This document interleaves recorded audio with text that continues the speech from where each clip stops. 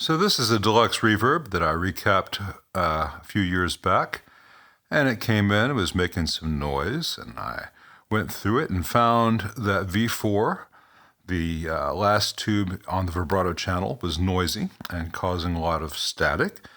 And I found that V3, the 12AT7 reverb driver, was kind of shot, and if you turn the reverb up, you got some distortion added in. So I changed those out, and everything sounded great. And I was about to button it up and take it back to the store and let the owner know that he lucked out, essentially, and no big deal. But I thought, no, let me leave this on for a while and check it again in 30, 40 minutes. And I'm glad I did, because I got this.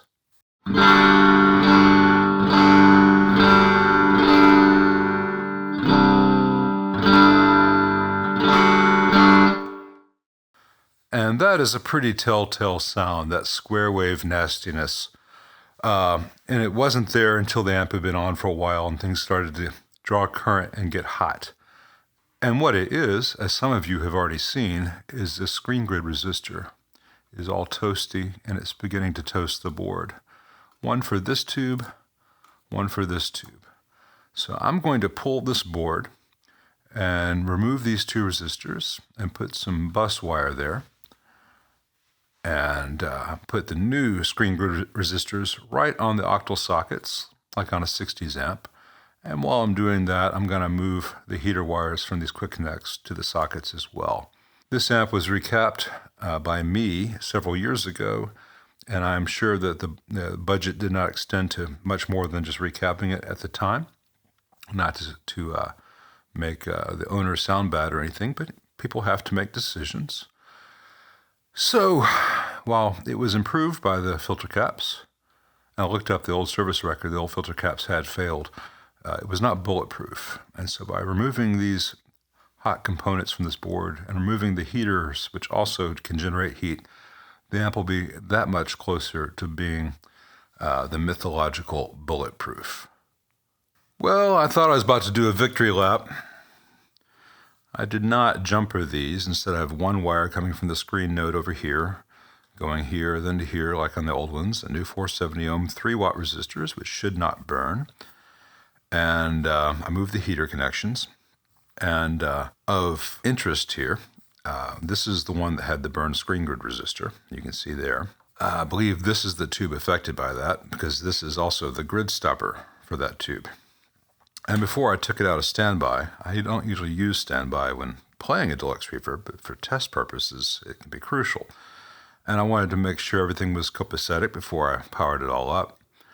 And I've got on this tube at pin 5, the grid, negative 12.95 volts, which is crazy hot.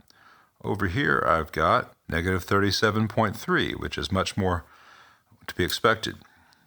So I don't know whether there is a problem in one of these two output coupling caps leaking DC, which would cause this entire thing, or whether when the screen went south, it took out this tube, and that tube has got a leak on its grid.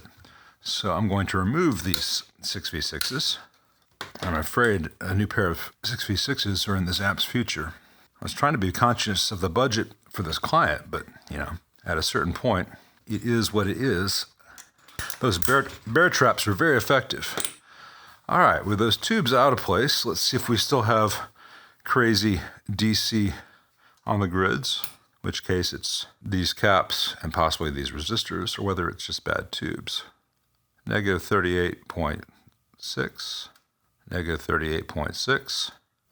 Let this stay on for a little bit, and when you take it out of standby, I don't think that it's a problem here, not only because the voltage is back to normal without the tubes in place, but because I was getting that crazy voltage with amp in standby, so there's no DC that could leak there.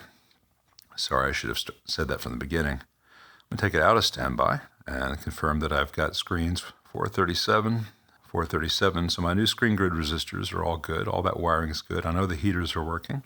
And 38, negative 38, negative 38. So when we power it off and put in a different pair of 6V6s, and see if the problem returns or whether it's just a bad old abused tube damage when that screen grid resistor went out. It's also possible the tube failed and that's what took out that screen grid resistor. That's why, rather than having a 2-watt mounted up on a PCB that can burn, I like to have a 3-watt or 5-watt mounted on the tube socket in air. Won't get as hot, less prone to failure, and if it does fail, it's less likely to burn adjacent things. All right, with a test pair of 6v6s, let me first see what DCR I get, just in case that contributes to anything crazy. It's about 203. I'll redo this more accurately when I do the bias. And 201, that's pretty typical. So back into standby, power it on, kick the camera for good luck, set the meter back to DC, and let's see what's going on at these grids now. Negative 38.15, just about. Negative 38.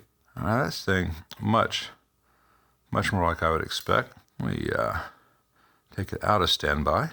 Negative 37.3 something. Same here. They are mirroring each other now. So that screen grid resistor either damaged that output tube or that output tube damaged that screen grid resistor. At this point, it's 6 of one, half a dozen of the other. And these are microphonic tubes that I keep around for test purposes, but could not be used in an amp, especially not a combo.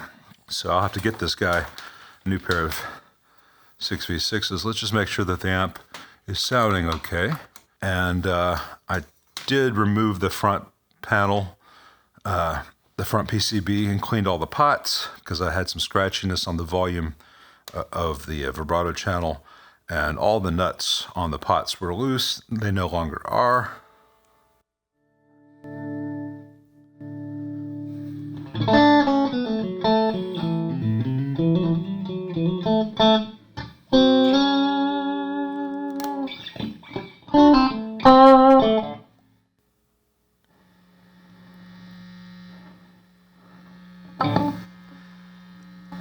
Some of that noise floor can be attributed to the fact that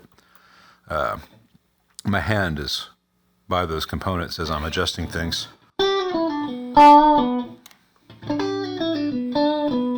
And it's not shielded. I'm going to check the normal channel, make sure I didn't miss anything there.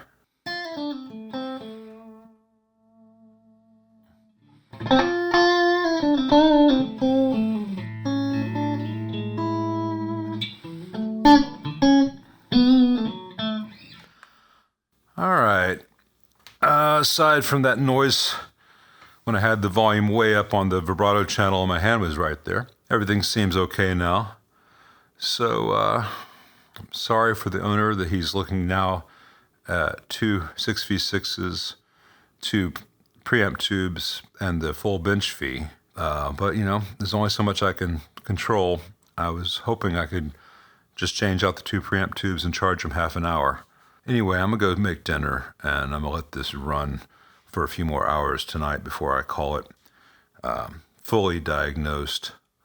But it's a lot better now that the magic smoke is recontained.